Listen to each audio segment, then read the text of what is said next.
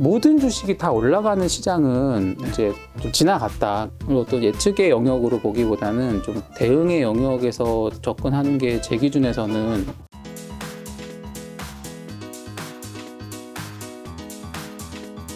보니까 부장님 같은 경우 애널리스트, 펀드 매니저, PB 이런 거 좀 다 경험해 보셨잖아요. 네.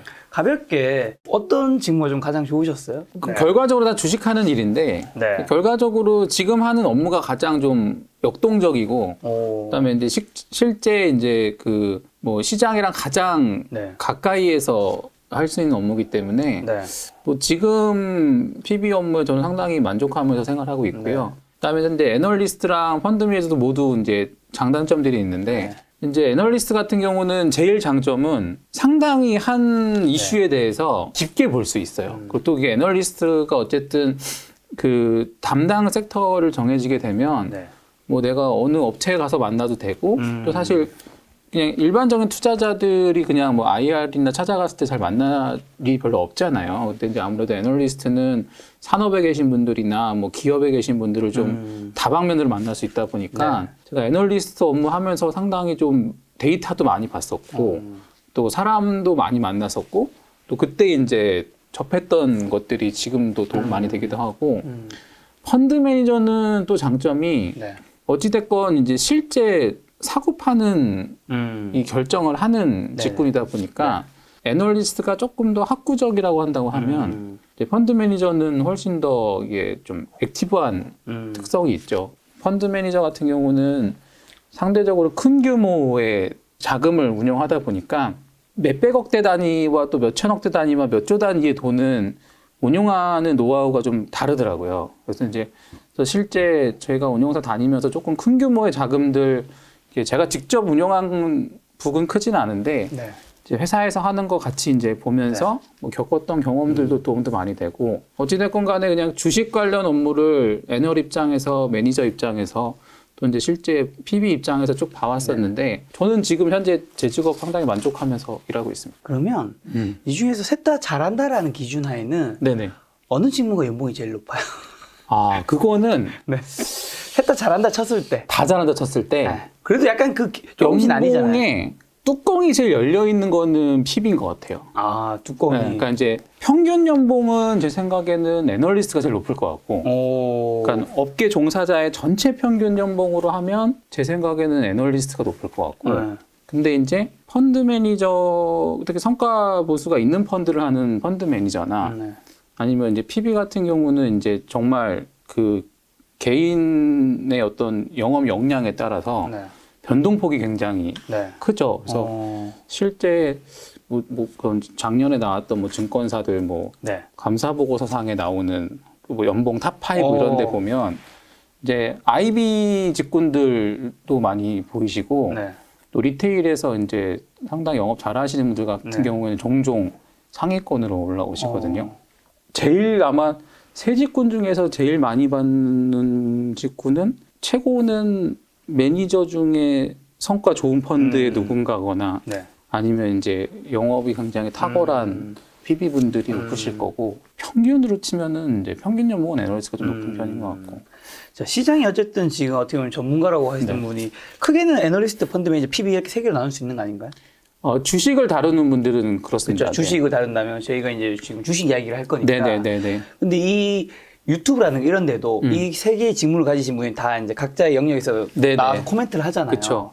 예를 들면 근데 저는 각자에게 우리가 배워야 될 것도 좀 다를 수 있다 생각하는 게 예를 들어 우리가 취업을 하는데 사원 대리 뭐 그다음에 신입사원이 이제 막 되신 분들한테는 우리가 사실 서류에 관해서는 훨씬 저는 더 많은 도움을 받을 수 있다고 생각을 해요. 그렇죠. 근데 예를 들어 임원분한테 내가 막 서류 전형, 자소서 어떻게 쓰면 되는지 물어보는 거는 아무 의미가 없는 거예요. 왜냐하면 그분들 그거를 해본 적도 없고 지금 하질 않으니까 오히려 그분들한테는 임원 면접 어떻게 물어보면 되는 거고 각자 그 직급에 맞는 걸 우리가 물어봐야 될 것들이 좀 다를 텐데 주식도 뭔가 각자 그 직급의 직무에 맞춰서 우리가 들어야 될 게 좀 다를 수 있지 않을까. 그럴 수 있겠네요. 네네. 하나씩 딱 한다면 뭐가 있을까요? 일단은 애널리스트한테 꼭 배워야 되는 거는 저는 밸류에이션이라고 생각하고요. 그러니까 애널리스트는 약간 직업의 특성상 이 주식이라는 건 항상 저희가 보면 이렇게 적정 가격보다 많이 올라갔다가 돌아오거든요. 그리고 빠질 때도 적정 가격보다 많이 빠졌다가 돌아와요.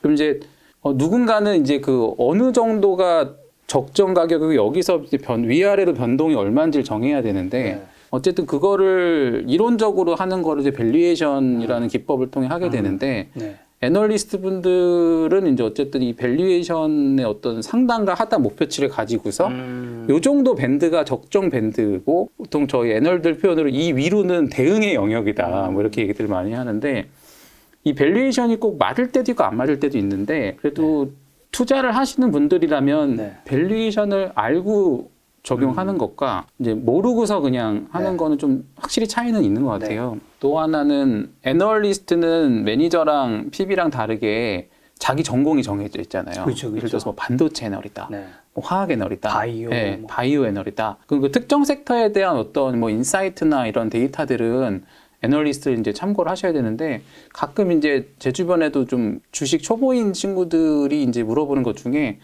애널이 이제 다 같은 걸 분석하는 애널리스트가 아닌데 뭐 바이오 애널한테 반도체를 백날 물어봐봐야 소용없지. 소용이 없는 거죠. 네, 그러니까 바이오 애널한테는 바이오를 물어봐야 되고 매크로 담당 애널한테는 환율을 물어봐야 되고 그리고 이제 그거를 이제 총체적으로 제공하는 게 리서치 센터에서 이제 하는 거니까 그래서 밸류에이션이랑 그 해당 섹터에 대한 어떤 인사이트는 네. 확실히 애널리스트를 통하시면 네. 그냥 일반인들보다 훨씬 좋은 인사이트를 얻을 수 있을 것 같고요. 자, 펀드 매니저는요? 펀드 매니저는 저희가 이제 소위 직관이 좀 필요한 직업인 것 같아요. 그러니까 이 어떤 특정 현상이 벌어졌을 때 네. 이게 실제 주가 상승과 연결될지 안 될지에 대해서는 사실 지나고 나면 되게 명확한데 초반에는 되게 논쟁이 많거든요. 그렇죠, 그렇죠. 근데 제가 이제 옆에서 지켜보면 좀 잘하는 펀드 매니저 분들은 한 절반의 확신과 절반의 직관을 가지고 대응을 많이 하세요.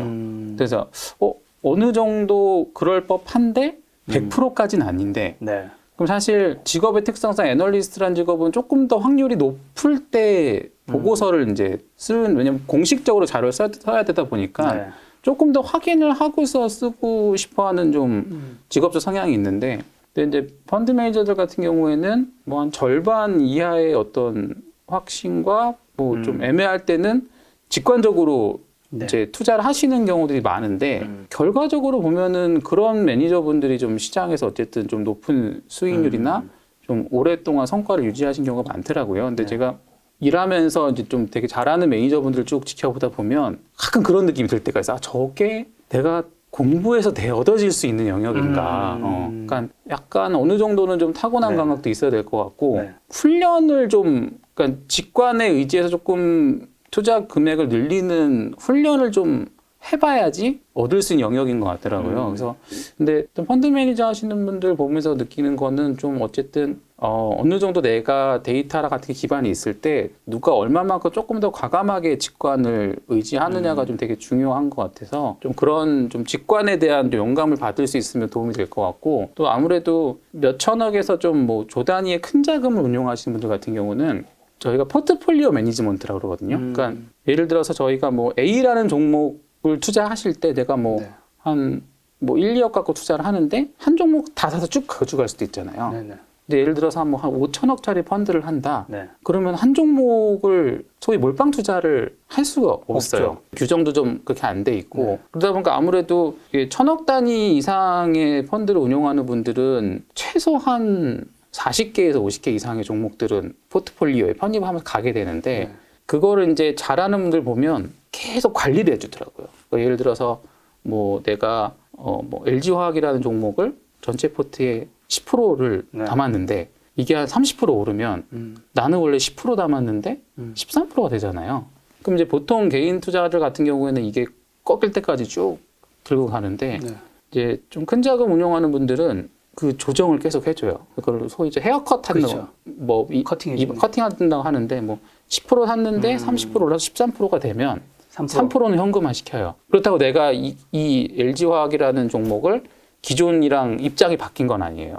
계속 좋게는 보는데 나는 계속 10%를 적정 비중으로 보는 거죠. 그럼 그 3%의 일단 현금을 가지고 또 다른 종목을 좀 사본다던가 그런 식으로 계속 이제 오르는 거 조금 줄여주고 또 빠지는 거 좀 채워주고 이러면서 계속 포트폴리오 조정을 해주거든요. 근데 그게 사실 굉장히 귀찮아요. 귀찮고 좀 공도 많이 가는 작업인데 이게 장기적으로 보면은 어쨌든 이 펀드 매니저들은 똑같은 벤치마크를 가지고서 수익률 평가를 받으니까 그렇죠. 그거를 되게 꼼꼼하게 해준 펀드랑 안 해준 펀드가 시간이 이게 누적되면 하루하루는 되게 작은 차이인데 이게 한 365일 쌓이면 꽤 많은 수익률 차이를 주는 경우들이 있더라고요. 그래서 국민연금인가 거기서 수익률이 되게 좋다면서요. 올해는 국민연금 좀 뭐 잘한 편이라고 하는데 어쨌든 매니저가 이제 갖고 있는 이제 여러 가지 좀 배워야 할 점 중에서는 종목 하나하나 투자하는 거는 어느 투자가도 할 수 있는데 전체적인 포트폴리오 관점에서 내가 좋아하는 섹터나 내가 좋아하는 주식의 적정 비중이 얼마냐. 그래서 내가 지금 그 비중을 과하게 갖고 있냐, 적당히 갖고 있냐. 이런 거는 사실 펀드 매니저가 아니면은 노하우를 듣기가 어려울 것 같아요. 그래서 펀드 매니저한테는 이제 그런 그 장점이 있는 것 같고. PB는요, 마지막.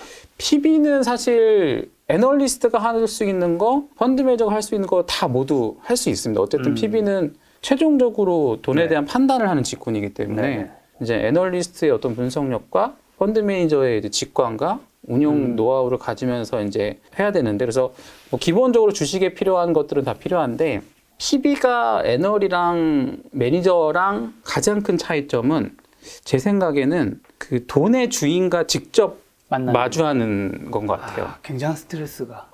그게 어떨 때는 되게 큰 즐거움일 때도 있고, 뭐 장이 안 좋을 때 스트레스도 있는데, 사실 제가 뭐 개인적으로 PB 업무를 하면서, 뭐 힘들 때도 마찬가지고 되게 보람될 때도 마찬가지인데, 이 펀드 매니저를 할 때는 나한테 돈을 맡긴 돈의 주인이 누군지 모르잖아요. 모르죠. 그러니까 이제 펀드라는 게 그냥 하나의 그냥 어떤 숫자로만 돌아가는 거예요. 내가 올해 몇 프로 벌었어.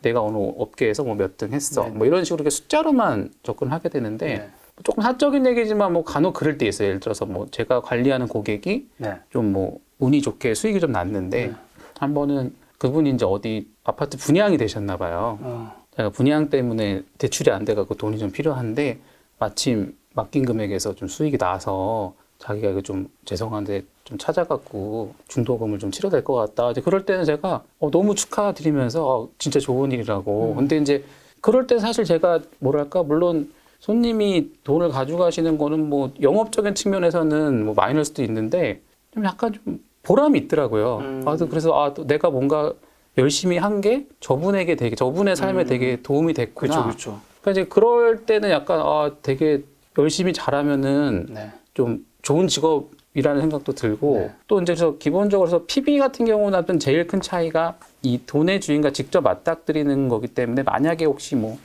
취업을 준비하시거나 뭐 이런 걸 준비하시는 분들이 있다고 하면 좀 사람을 이렇게 대하는 어떤 뭐 태도나 덕목들에 대해서 아무래도 좀 부침성이 있거나 그렇죠. 좀 전달을 잘하는 분들이면 훨씬 이 직군이랑 잘 어울릴 수도 있을 것 같고 또 이제 PB의 장점은 또 그런 건 있는 것 같아요. 그러니까 정해진 뭐랄까 자산의 룰은 없어요. 그러니까 예를 들어서 매니저는 내 담당 섹터를 분석해야 되고 펀드 매니저는 나한테 주어진 주식을 운영하게 되는데 사실 PB라는 직업은 고객의 수익이 도움이 될 수 있으면 제가 뭐 주식을 분석해도 되고 채권을 분석해도 되고 뭐 비상장 펀드를 분석해서 손님한테 소개를 해도 되기 때문에 조금 훨씬 좀 다양한 자산군들을 접해볼 수 있다는 거 장점이랑 또 하나는 손님이랑 대화하다가 배우는 게 되게 많아요. 그러니까 이제 어쨌든 저도 열심히 노력해서 뭔가 투자 아이디어를 계속 가져가지만 한 사람이 갖는 아이디어는 한계가 있잖아요. 근데 이제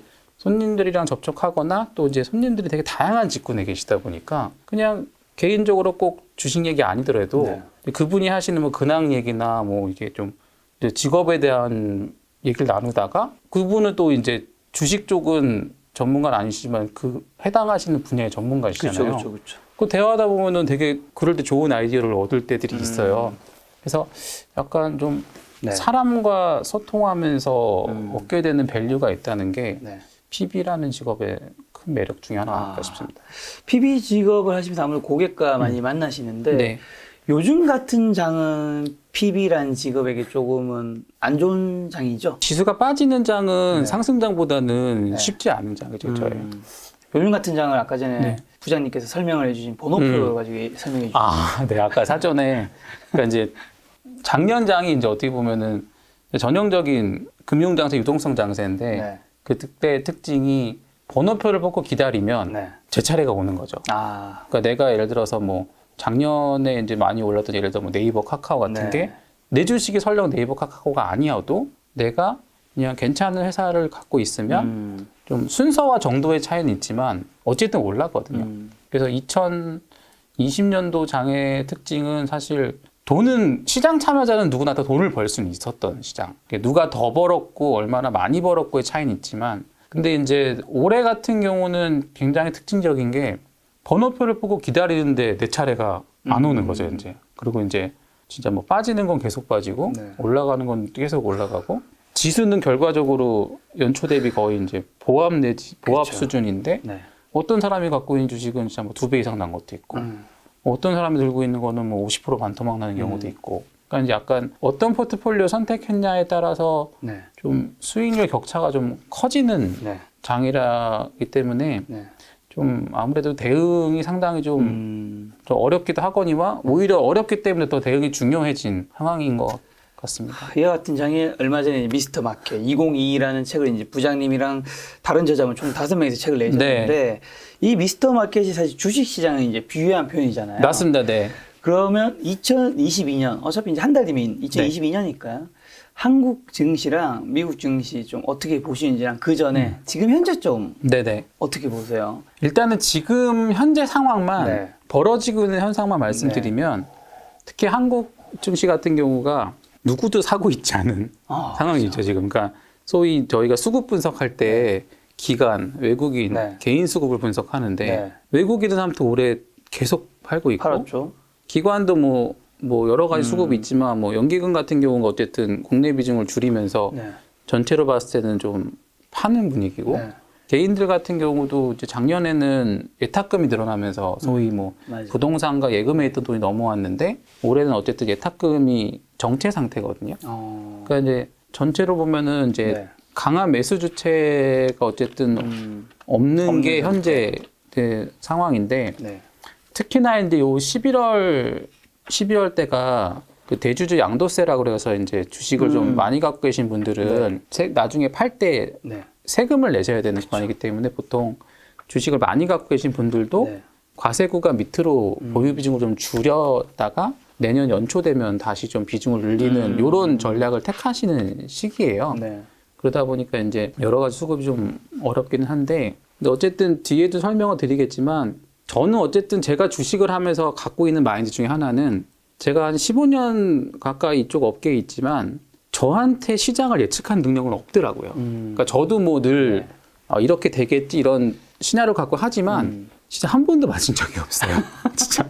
그러니까 뭐 어떤 때는 좀 비슷하게 맞을 때도 있는데 진짜 정확하게 맞은 적은 결국 없었던 것 같아요. 그래서 이제 저도 제가 지금 뭐 고객들이랑 소통하고 또 제가 주식을 하면서도 제일 중요하게 생각하는 거는 어느 정도 기본 예상과 시나리오는 존재하지만 이게 결국 투자라는 거는 대응의 영역이 아닌가. 그러니까 이제 저는 그거를 이제 미스터 마켓이라고 표현하시는 분들도 계시고 저는 어떻게 보면 이제 빅데이터의 흐름이라고도 말씀을 드리는데 결국은 이 시장에 참여하고 있는 주체들이 매수와 매도가 체결된 결과가 주가고 지수거든요. 그렇죠. 그리고 종합지수라는 건 어쨌든 이 시장에 상장되어 있는 전체 기업들의 평균값인 거잖아요. 그럼 이제 누군가는 이제 저보다 더 많은 아이디어와 정보를 가지고서 사는 주체도 있을 거고 파는 주체도 있을 거라는 거죠.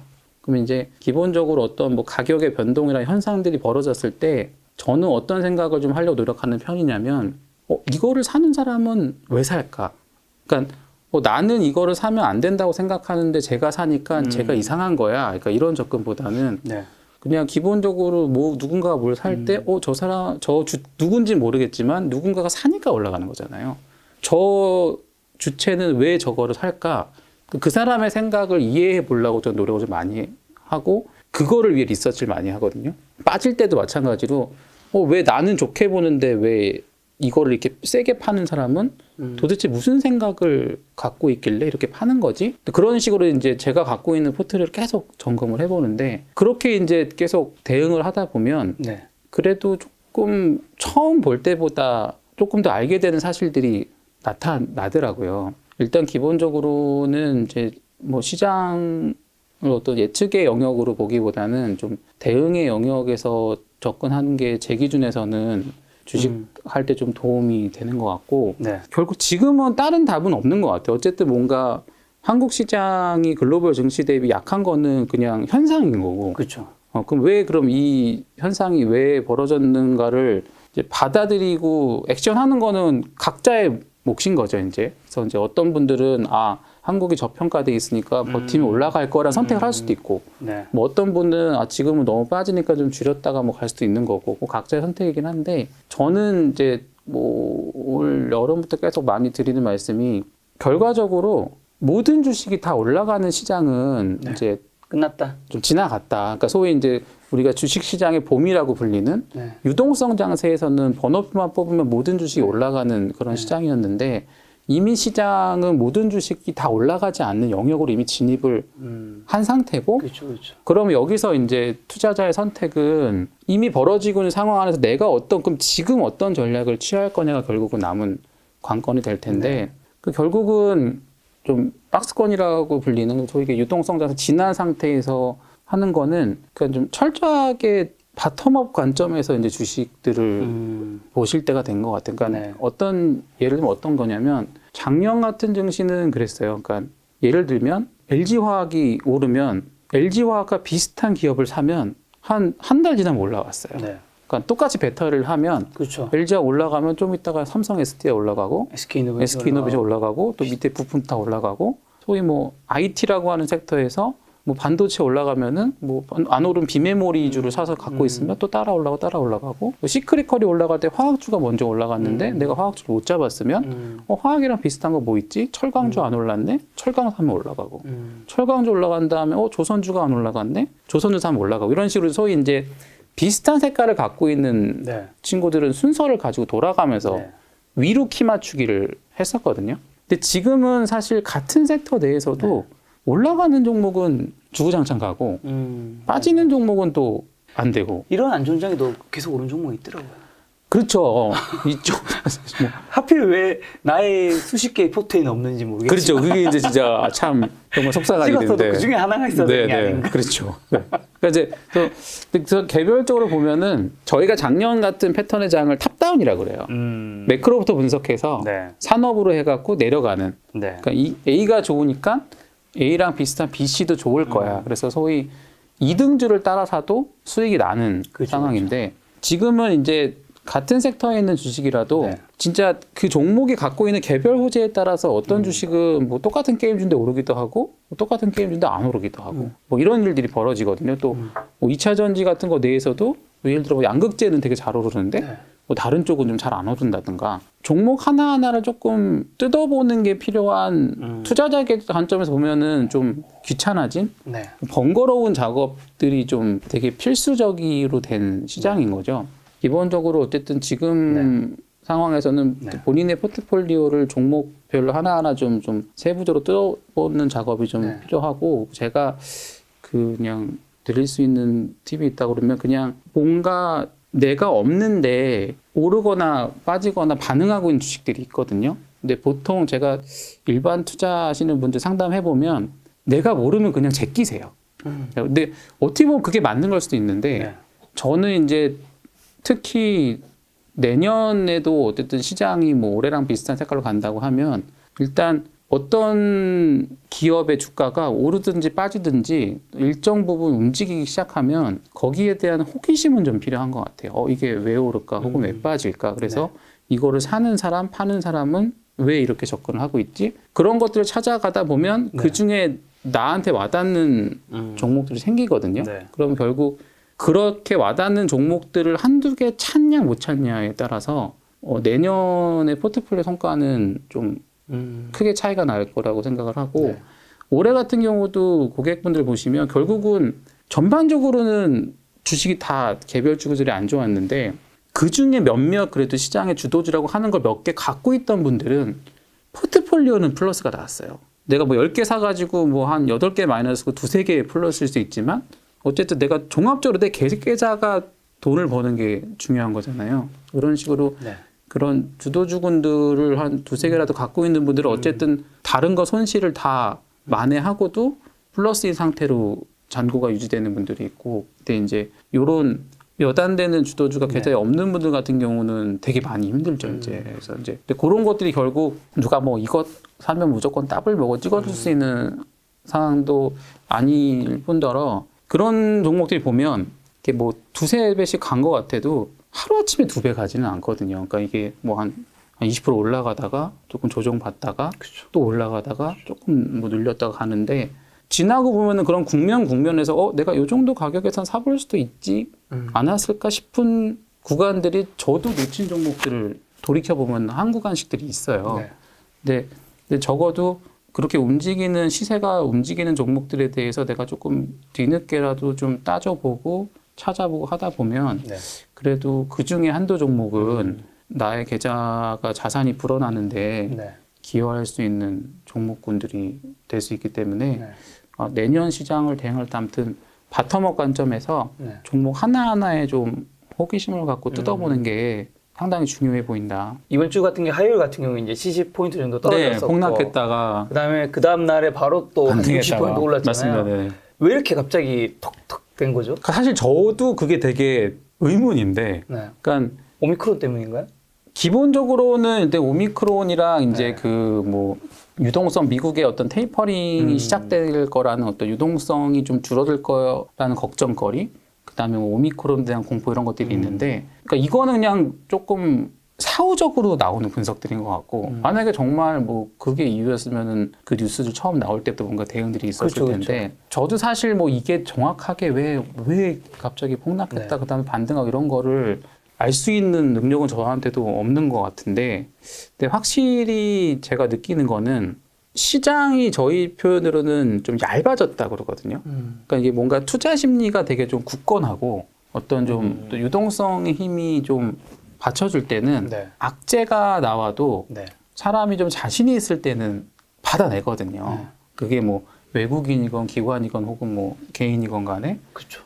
근데 지금은 보면은 약간 이제 시장이 굉장히 좀 위아래로 호가가 좀 많이 얇아져 있어요. 그러니까 이게 단적으로는 거래대금이 상당히 많이 줄어 있고, 이게 거래대금이 풍부하면서 뭔가 유동성이 원활하게 돌아갈 때는 또 파는 사람이 있으면 이거를 또 사는 주체도 생기고 이러면서 소위 힘의 균형이 생겼는데, 지금은 이제 좀 어떻게 보면 다들 좀 많이 피로해져 있고 좀 겁도 나 있고 그러다 보니까 이제 거래대금 자체도 많이 줄어든 상태에서 좀 작은 악재가 나와도 크게 반영하고 조금만 호재가 나오면은 또 크게 반영하고, 그래서 실제 장중에 그 아마 좀 전문적으로 하시는 분들은 그 외국인들의 실시간 순매수 동향을 많이들 보실 텐데, 외국인 자금 중에도 소위 이제 좀 프로그램 매매라고 그래서 이제 시스템 매매하는 자금들이 꽤 있거든요.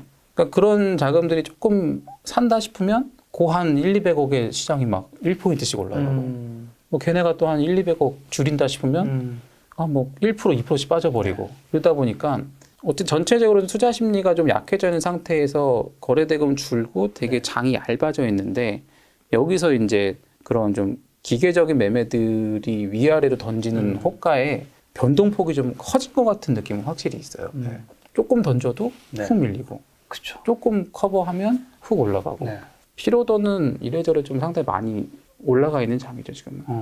그럼 이제 지수가 어쨌든 많이 하락한 편이긴 하잖아요. 그렇죠. 그렇죠? 네네. 그럼 개인 투자자는 지금 이 상황에서 좀 어떻게 대응해야 되고, 그 다음에 언제를 좀 매수 기회로 삼고 생각하면 될까요? 지금 좀 뭐 2,900, 뭐 2,800 뭐 왔다 갔다 하니까 많이 빠졌다. 지금 들어가야지 하는 것도 뭔가 좀 위험한 것 같기도 하고. 그렇죠. 그래서 이제 제가 아까 서두에도 말씀드렸지만, 지금은 지수를 기준으로 대응하시면 많이 헷갈리는 장이에요. 2,800이니까 주식을 사야지가 아니라 내가 어떤 주식을 어느 가격에 살 건지가 사실 중요하거든요. 그러니까 본인이 사고 싶은 종목이 일단 있어야 되고, 그 종목에 대해서 아까 우리가 앞에서 얘기했던 좀 바텀업 관점에서 내가 좀 충분한 어떤 좀 정보들이나 리서치를 좀 한 상태에서 그냥 내가 좋다고 생각한 종목들이 자신 있는 가격이 오면 한번 사 보는 거죠. 근데 그게 설령 뭐 지수가 뭐 2,800이든 혹은 3,000이든 간에 지수가 여기서 예를 들어서 2,800에 3,000 간다고 했을 때 모든 종목이 다 같이 10% 오르진 않을 거예요. 그러니까 결국은 같은 구간에서도 내가 주도주스러운 군에 있는 종목들을 어쨌든 갖고 있어야 내가 올라오는 거지. 그냥 주식 비중만 늘린다고 해서 계좌가 일단 올라오는 상황은 아니라는 거죠. 그래서 기본적으로는 뭐 지수에 대한 어떤 뭐 하단 얼마면 사야 된다 이런 전망보다는 바텀업에서 개별 종목들에 대한 대응이 더 중요한 상황인 것 같고, 시기적으로 보면 보통 12월 초중순 정도까지가 이제 소위 대주주 양도세라고 해서 이제 좀 개인 큰 손들이 좀 세금 걱정 때문에 좀 불가피하게 좀 물량을 줄여야 되는 게 연말 기준이거든요. 그러니까 이제 아무래도 뭐 팔아야 될 물량이 많은 분들은 하루 만에 다 팔 수 없으면 좀 미리 좀 나눠서 팔게 될 거잖아요. 그래서 보통 12월 초반 요 중순 전까지가 주식이 바텀업 관점에서 상황이 좋음에도 불구하고 좀 수급적인 요인으로 좀 싸지는 경우들이 좀 생기는 시기예요. 네. 그래서 뭐 만약에 그런 종목도 있다고 하면 사실 뭐 양도세 이슈 끝나기 전에가 사실 시기적으로는 괜찮은 시기라고 볼 수 있고, 그리고 이제 어쨌든 그 누군가가 특정 주식을 세금 걱정할 정도로 샀다는 얘기는 그래도 그 사람이 이 내용을 좀 잘 알고 있다는 얘기일 수 있잖아요. 그렇죠. 그러니까 상대적으로는 상당히 좋은 내용을 갖고 있는 주식일 확률이 있기 때문에 뭐 양도세 이슈 때문에 빠진 주식들 같은 경우에는 뭐 12월 정도가 진입하기는 좋은 가격이 나올 수 있다고 생각하고 있습니다.